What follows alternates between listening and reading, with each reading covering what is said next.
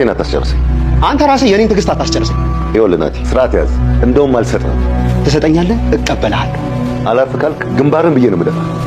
አባት ነኝ ነው ያልከው? እኔ ግን አባቴ ስላልሆንክ ቀድሜ እደፋለሁ። ጸሎት አታደርጊም እንዴ? አንቺ ትጸልያለሽ? አዎ። ምን ነው? እኔ ትዕግስት ያልቋል። እባክሽ ተውት፣ እባክሽን እርጂኝ። ናቲ ብዙ ነገር ልነግርህ እፈልጋለሁ፣ ግን ደግሞ እንዴት ብዙ ነገር እንዳይበላሽ እፈራለሁ። እሺ ምንድን ነው ንገሪኝ። ብልጥ ሁን። በተለይ ቤቲ ላይ አባቴ ያለውን ንብረት በሙሉ 70% የሚሆነውን ለቤት ይሰጥቷታል፣ ቤቱንም ጨምሮ። አያደርገውም። እናቴ ለፍታ የሰራችው ቤትማ ትናንትና ገዝቶ ላመጣ ሴት መቼም አይሰጣል። ናቲ ተረጋጋ። ምን እንደምናደርግ እናውራ። ናቲ ነገሮችን አበላሽተህ ስትጸጸት እንዳትኖር። ወይ ከዚህ በኋላ ምን እንዳይመጣ። ከገንዘብ የተሻለ እኮ ብዙ ነገር አለ።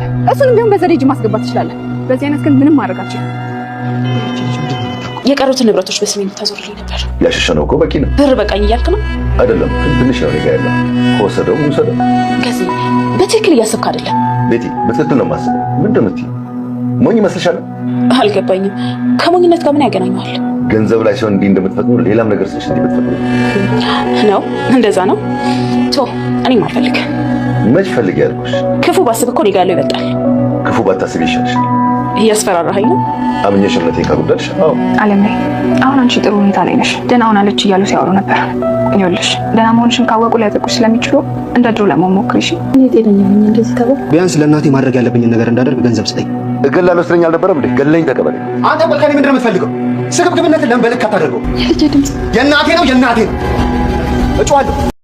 አለሜ አቶ ገዛኸኝና ናቲ በገንዘብ ጉዳይ እየተጨቃጨቁ የእናቴን ድርሻ አንጣ ያለ ሲጨቃጨቅ የቆየ ቢሆንም ነገር ግን አሁን ላይ የእናቴ ነው የምፈልገውን ሳላሳካ ከዚህ አልሄድም እያለ ድምፁን ጮክ አድርጎ ናቲ በሚናገርበት ሰዓት አለሜ የልጅን ድምፅ ሰማሁ በማለት ለአመታት ከታፈነችበት ክፍል ወደ ሳሎን ጉዞ ጀምራለች። ትሁት አለሜን አሁን አንቺ ጥሩ ሁኔታ ላይ ነው ያለሽው፣ ደህና ሆናለች እያሉ ሲያወሩ ሰምቻለሁ። ደግሞ ደህና መሆንሽን ካወቁ ሊጎዱሽ ስለሚችሉ እንደ ድሮች ለመሆን ሞክሪ ትል ነበር። አቶ ገዛኸኝ ወደ ክፍሏ ሄዱ። አንቺም እንደዚህ በቃሽ እያለ ሊያጠቃት ሲሞክር እንደ ድሮ ሹሚ የምትላትን ትሁት የተናገረችውን ቃል አለሜ ታስታውሳለች። አሁን ልክ እንደ ድሮ ሆና በማከተውኝ ተበሳጭቼ ነው ምንም አላደርግም ትል ነበር። እንደ ድሮሽ ካልሆንሽ ወይ ደግሞ የምታስታውሽው ነገር ካለ ከዚህ ፎቅ ወርውሬ እጥልሻለሁ ሲላት አለሜ እባክህን ልጅ ሲነሳ ስለሚያበሳጨኝ ነው እንጂ ምንም የማውቀው ነገር የለም። ማነው አይዞሽ ያለሽ እያለ ሲያስጨንቃት ምንም ነገር አይዞሽ የሚለኝ ማን ሊኖር ይችላል? ገላይ ጥዬሽ እንደ እብድ ብትቆጠር ይሻልሻል እያለ አቶ ገዛኸኝ ሲዝትባት እባክህ ይቅርታ እያለች ትለማመጥ። አቶ ገዛኸኝም እንደዚህ ካልሆንሽማ እገልሻለሁ፣ ከዚህ ፎቅ አውጥቼ እወረውርሻለሁ እያለ ይዝትባት ነበር።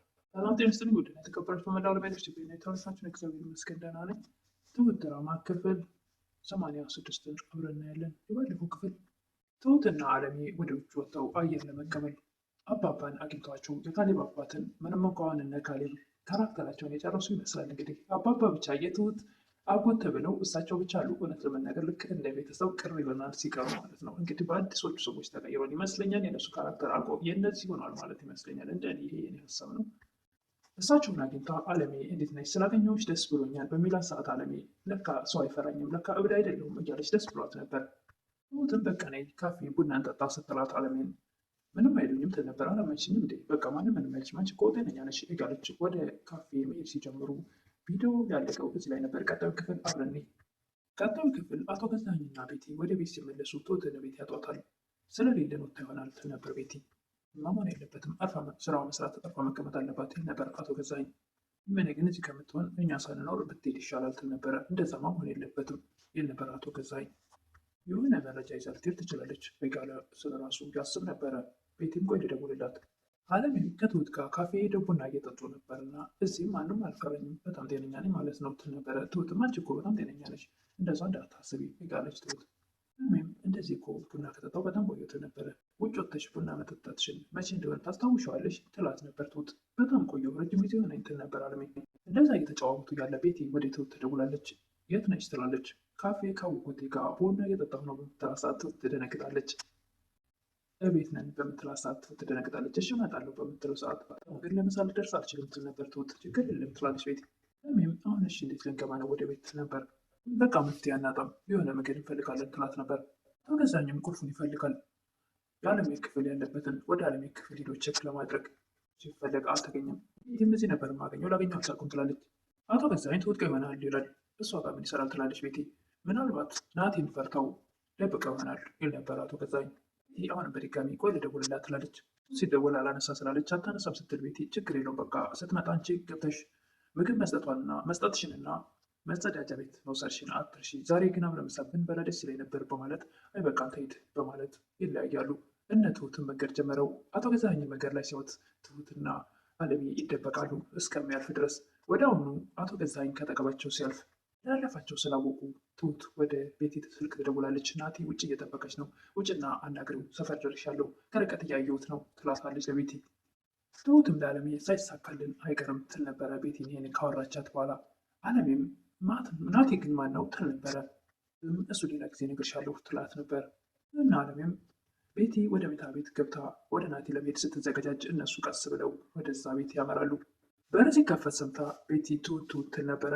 ትሁትም ቤቲን አቤት ማለቷን ትታ ቀስ አድርጋ አለሜን ወደ ክፍሏ ከላከች በኋላ እላዋ ላይ ሰጣት የነበረው ነጠላን ስታ ነጠላውን እጇ ላይ ጠምጥማ ወደ ቤቲ ወዳለችበት መኝታ ቤት አመራች።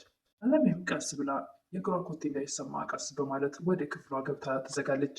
ትሁትም ወደ ቤቲ መኝታ ቤት ከሄደች በኋላ ሂጂ ናቲ እየጠበቀሽ ይሆናል ትላለች። ትሁት ቤቲ ስትወጣላት እጅግ በጣም ትደሰታለች። ወደ አሁኑ አለሜ ወዳለችበት ትሮጣለች። አባቷ ወደ ትሁት ደውለው እንዴት ናችሁ ላሉ። ትሁትም በጣም ከባድ ነበር ነገር ግን ጨርሰናል ትላለች። ወደ አሁኑ ቤቲ ትመጣለች። አባዬ እደውልልሃለሁ ብላ ስልክ ትዘጋለች። ይህም ሲጀመር እኔ ሊያገኝ አልነበረም የመጣው ትል ነበረ ናቲን። አንቺም እኮ ቆየሽበት ቤቲ ትል ነበረ ቤቲን ትሁት። በቃ ሲመጣ ቤት ታወሪዋለሽ እኔ ደግሞ እወጣላችኋለሁ ትላት ነበር። ቤትም ቁልፉን የት ነው ያደረግችው ትላለች። እዛው አንቺ የምታስቀምጭበት ቦታ ነው ትል ነበር ትሁት። አብረን ያጥቸዋለሁ ትላለች። አለዛው ነው ያለው በደንብ ይው። ቤቲ ወደ አለሜ ክፍል ገብታ ዳር ምንድን ነው ያገኘሽው ፊትሽን አልጣልሽም ትላት ነበረ። ምንድን ነው እንዴት ደህና ነኝ ትል ነበር አለሜ። ደህና አይደለሽም እብድ ነሽ ትላት ነበር። ኧረ እኔ እብድ አይደለሁም ደህና ነኝ ትል ነበር አለሜ። አለሜም እብድ መሆኔን በምን አወቅሽ ትል ነበረ። ወደ ውጭ ሲወጣ እኮ ጉድ ነበር የሚፈጠረው። ምን ትላለች አለሜ። ሰዎች በሙሉ ሲያዩሽ ይሸሹ ነበር እብድ ናት ብለው ትላታለች ቤቲ። ምን አግኝተሽ ነው ያለች ታስጨንቃት ነበር። ምንም ላገኝ እችላለሁ ትል ነበር አለሜ። ቆይ እዚህ ክፍል ሌላ ማንም መጣው ትላለች። ገዜና እንጂ ሌላ ማን ሊመጣ ይችላል ትል ነበር አለሜ። ሌላ እያለች ቤቲ ጥያቄዋን ትቀጥላለች። አለሜም እዚህ ቤት የሚኖር ሌላ ሰው አለ እንዴት ነበር። አዎ ግን የት አብራ ትኖራለች ባላለች ትል ነበረ ቤቲ። እሱ ምንድና ትላት እንዴት ትል ነበረ። እኛ ምንድንን ትላለች ቤቲ። ምንም ብላ ትዘጋለች አለሜ ጥያቄና መልሱን። ትሁት ከዛ ክፍል ቤቲ ሂዳ ስትወጣ ስላይቻት እዛ ክፍል ምትሰራ ያለች ቤቲ ላንቺ እኮ ጥሩ አይደለም የተዘጋ ቤት ትላት ነበረ። ታውቂያለሽ ትሁት ገዜ በጣም ከባድ ሰው ነው። እሱን ተጋፍጠው 3 ሰዎች በጥይት ተተኩሶባቸው ሲሞቱ አይቻለሁ ያለች ለማስፈራራት ትሞክር ነበር ቤቲ። መሞት እኮ የሚቀር ነገር አይደለም ሁሉም በተራ ሄዳል ትላት ነበረ። መቼም መግደልን እንዳበረታታ አትጠብቂም አይደል ትል ነበር ትሁት። እንደዛ ሳይሆን መፍራት አለብሽ ትል ነበረ። ከኔ ጋር ምን ያገናኘዋል ትላለች ትሁት። ትጠነቀቂ ብዬ ነው ትል ነበረ ቤቲ። እንደምትየው አይነት ሰው ከሆነ ራስሽ ብትጠነቀቂ ይሻላል ትል ነበረ ትሁት። አቶ ገዛኝም ያ ልጅ ጠፋ ይላል መምጣቱ አይቀርም ትል ነበረ ቤቲ። ይልቁን አንድ ነገር ልንገርህ ሴትዮዋ ወደ ጤንነቷ እየተመለሰች ነው ትል ነበረ ቤቲ። አቶ ገዛኝም እባክሽ ከጣሪያና ግድግዳ ብዙ ዓመታት ያላየች ሴትዮ ደግሞ እንዴት ነው ከብዙ ዓመት በኋላ ወደ ጤንነቷ የምትመለሰው ነበር አቶ ገዛኝ ታውቃለህ እንዴ ትል ነበረ ቤቲ። እኔን ስታይማ እንደውም የበለጠ ትታመማለች ነበር አቶ ገዛኝ። ዛሬ እስኪ አዋራት ትላለች ቤቲ። ገዛኝም አለሜ የልጇን ስም ሲያነሳባት በልጄ አትምጣ ልጄን ማንም እንዲናገር አልፈልግ በማለት አንገቱን አንቀው ነበርና አንቺም ለዚህ በቃሽ በማለት ቤቲም አናግራት እስኪ ዛሬ ሁኔታዋን ተሽሏታል ብላ ልከው ስለነበረ ወደ እሷ ሴት ትሁት ደግሞ በፍጹም እንደ ድሮች ለመሆን ሞክሪ ጤነኝነትሽን ካወቁ ያጠቁሻል ብላት ስለነበረ አለሜ ድጋሚ አቶ ገዛኝ እሷን ለመጉዳት ሲመጣ ልክ እንደ ድሮዋ ትሁት እንዳለቻት እሱ እንዲያስታወሰች ምንም እንደማታውቅ ትመስላለች። አቶ ገዛኝም እንደዚህ ብትሆኝ ይሻልሻል ካልሆነ ግን ከዚህ ፎቅ አንስቼ ወረውርሻለሁ ይላት ነበር። አደም ከአባቱ ጋር የእናቴን ድርሻ ስጠኝ በስሟ የሆነ ነገር ክፈት ወይ ደግሞ መስራት እፈልጋለሁ ያለ ሁልጊዜም ይከራከራል። አቶ ገዛኝ ግን ትሰማኛለህ አላልፍ ካልክ ግንባርክን ብዬ እገልሃለሁ ይል ነበረ አቶ ገዛኝ። ናቲም እንደውም አባት ነግረኛል አይደል እንደውም አባት አይደለም እኔ ቀድሜ እደፋለሁ ይል ነበር ናቲ ከብስጭቱ የተነሳ። እሱ እኔ ከእናንተ ምንም አልፈልግም የእናቴን ድርሻ በስሟ የሆነ ነገር ላድርግላት ብቻ ነው የምለው እያለ ሁልጊዜም በተደጋጋሚ ጠይቋቸዋል። ነገር ግን ሊሰጡት አልፈለጉም። አቶ ገዛኝ ንብረቶቹን እንዳለ በቤቲ ስም አድርጓል። ትንሽ ገንዘብ ብቻ ነው አቶ ገዛኝ በስሙ ያለው እሱን በሙሉ በኔ ካላደረክ እያለች ቤቲ። አቶ ገዛኝም በቂ የምንለውን አሽሽተናል ያለው ነገር እኔ ጋር ትንሽ ነው ይል ነበረ። አንተ ሞኝ ነህ እንዴ ትል ነበረ ቤቲ። ሞኝ ነው እንዴ መመስለሽ ነበር አቶ ገዛኝ። እንደውም ተው አልፈልግም እኔ ጋር ያለው ከበቂ በላይ ነው አይነት ነገር ቤቲ ትናገር ነበር። እኔስ መቼ ፈልግ ያልኩሽ እያለ ይከራከሩ ነበር። ክፉ ካሰብኩ እኔ ጋር ያለው በቂ ነው እያለች ቤቲ ክፉ ባታስብ ይሻልሻል።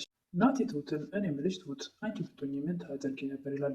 ትሁትም እኔ እንዳንተ ሆን ብልህ ሆን ነበር፣ አንተ ግን ብልህ አይደለም ትለው ነበር። እስካሁን ያልተመለሱ ብዙ ጥያቄዎች አሉ ይል ነበር ናቲ። እባክሽ ትሁት እርጅኝ፣ ምን ማድረግ እንዳለብኝ አላውቅም ይል ነበር ናቲ። እኔ ብዙ ነገር ልነግርህ እፈልጋለሁ፣ ግን ደግሞ ትዕግስት አልቆ አንተ ብዙ ነገሮችን ልታበላሽ ትችላለህ ትለው ነበር ትሁት። ምን ላድርግ ይል ነበር ናቲ። ብልጥ መሆን አለብህ፣ በተለይ ቤቲ ላይ። አባትህ ያለውን ገንዘብ ንብረት በሙሉ 7% ለቤቲ ሰጥቷታል ትላለች ትሁት። ቤቱንም ጭምር ትል ነበር ትሁት። ናቲም ወደ አሁኑ ይበሳጫል። በፍጹም አያደርገውም። እናቴ በሰራችው ቤትና ባፈራችው ንብረት ማትናንትና ገዝቶ ላመጣ ሴት ሊሰጥ አይችልም እያለ ይበሳጭና ከቤት ወጥቶ ይሄዳል። ናቲ ወጥቶ ሲሄድ ትሁት ተከትለው ትወጣለች። ትሁትም ከመንገድ ላይ ሩጣ ትደርስበትና ታስቆመዋለች። ምን እየሆንክ ነው ስትለው የእናቴን ንብረት አስጠፋዋለሁ የነበረ ናቲ። በፍጹም እንደዚህ ልታደርግ አትችልም ካካ፣ ለዚህ ነው ብዙ ነገሮች የማልነግርህ ትለው ነበር ትሁት። ፈርተሽ ነው እንዴ ይል ነበረ ናቲ። ሰዎች እንዳይበላሹ መጠንቀቅ አለብህ ትለው ነበር ትሁት። ከዚህ በኋላ ምን እንዳይመጣ ነው ይል ነበረ ናቲ። አንተ እኮ ከገንዘብ የበለጠ የተሻለ ብዙ ነገር አለ፣ እሱንም እኮ ቀስ ብለህ በዘዴ እጅ ማስገባት ትችላለህ ትለው ነበረ ትሁት እናቱን ማለት ሆነ። አንተ ግን እንደዚህ የሆንክ በዚህ ነገር ግን ምንም ልረዳህ አልችልም ትለው ነበር ትሁት። ይህን ተናግራ ትሁት ከተገቡ ትሄዳለች። ናቲም ይቺ ልጅ ምንድን ነው የምትለው? ምን የምታውቀው ነገር ቢኖር ነው ይል ነበር። ናቲ ትሁት ይህንን ስለመከረችው በተለይ በቤቲ ጉዳይ ስላለችው ወደ ቤት ሲመለስ ቤትን ሲያገኛት እንዴት ነሽ ይላት ነበረ። እስካሁን በሰላም አናግሯት አያውቅም፣ ያመናጭቃት ነበረ። ምክንያቱም እሷም ስለምትወደው እሱ ደግሞ አይፈልጋትም። ቤትም በቃ ወደ ውጭ ወጥተን ሻይ እንጠጣ ስትለው እሺ ሲላት እጅግ በጣም ደስ ይላታል። ውጭ ወጥተው ዘና ብለው ሻይ ጠጥተው ወደ ቤት ሲመለሱ አቶ ገዛኸኝ ቁጭ ብለው ያገኟቸዋል። ደግሞ ሰላም ሆናችኋል ይሉ ነበር አቶ ገዛኸኝ። አዎ ሊያናግር ይፈልጋል ትል ነበር ቤቲ። ይላል አቶ ገዛኸኝ። እባክህን ስለሌላ ገንዘብ አይደለም የማወራው፣ የእናቴን ድርሻ ስጠኝና በስሟ የሆነ ነገር ላድርግ ያለው ስትለኛ ነበር። ገለኝ ተቀበል ይላል አቶ ገዛኸኝ። አልገልህም፣ የእናቴን ድርሻ ስጠኝ ነበረ ናቲ። በጣም ይበሳጭና አንተ ከኔ ምንድን ነው የምትፈልገው? ስግብግብነት በልክ ብታደርገው ምናለ አትጩ ይል ነበረ አቶ ገዛኸኝ። ናቲም እጮዋለሁ፣ እየበላ ያለው የእናቴን ንብረት ነው፣ የእናቴን ገንዘብ ነው። በስተ መጨረሻም ናቲ ጮክ እያለ ሲናገር አለሜ እዛ የታፈነችበት ክፍል ሆና የልጄን ድምፅ ሰማሁ ትል ነበር። አለሜም የልጇን ድምፅ ስለሰማች ታፈናበት ከኖረችው ክፍል ወደ ሳሎን እያመራች ነበር። ምን ይፈጠር ይሆን? ትሁት ደርሳ ይህ ነገር ወደ ሳሎን እንዳትሄድ ትመልሳት ይሆን? ከዚህ በፊትም ናቲ ወደ ክፍሏ ሲሄድ ብዙ ጊዜ መልሰዋለች። አሁንስ ትሁት ትመልሳት ይሆን ወይስ ደግሞ አለሜ የራሷ ልጇን አይታ ትመለስ? ምናልባት እነሱ ሳያዋት ከቅርብ ርቀት አለሜ ልጇን አይታ ትመለስ ይሆን ወይስ ሲላ ትጋፈጥ ይሆን? ትልቅ ችግር ይፈጠር ይሆን? እሱ እንግዲህ ሰዎቹ ራስ ወዳድ ስለሆኑ ሊያጠቋቸው ይችሉ ይሆን? እሱ በቀጣይ የምናየው ይሆናል።